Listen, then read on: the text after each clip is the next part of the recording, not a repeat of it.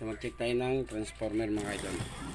Power transformer ng ginagawa nating short. Pero okay.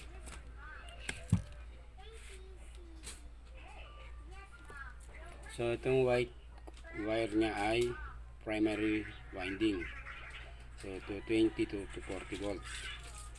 Then itong red ay secondary 12 volts. So check natin ang kanyang continuity ng kanyang resistance. So pasok natin dito.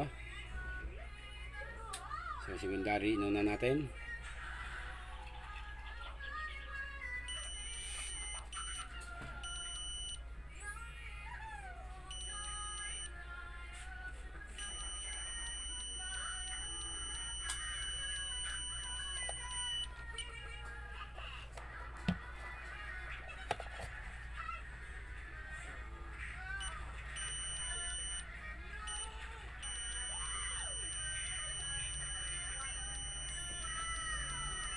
So nakakuha tayo ng 2.8 ohms secondary.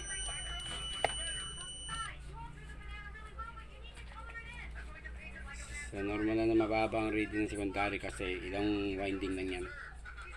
Ang primary check natin.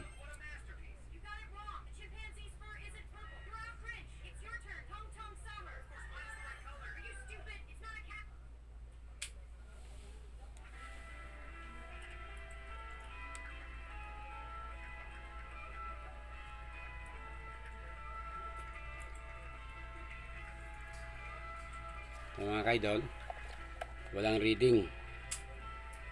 Yan. So ibig sabihin open na yung primary winding nya. So sira na to. Kaya pala biglang namatay yung karaoke. So primary winding ang sira nito. Nag-open na siya. Pag tinignan mo naman wala siyang sunog. Pero sa loob yan, open na. Siguro gawa ng ng anay. Baka napasok sa loob, naputol yung mga magnetic wire nya. Yung pinong magnetic wire. Okay, mga idol, ganun lang dali mag-check ng power transformer. Pag may reading, so, ibig sabihin, buo yung winding nya. Primary or secondary. Pag walang reading ang isa man sa kanila sa secondary or primary, ibig sabihin, open na yung winding nya. So, busted na o sira na to. So, hanap tayo ng transformer mga kaidol para matesting natin. Bye!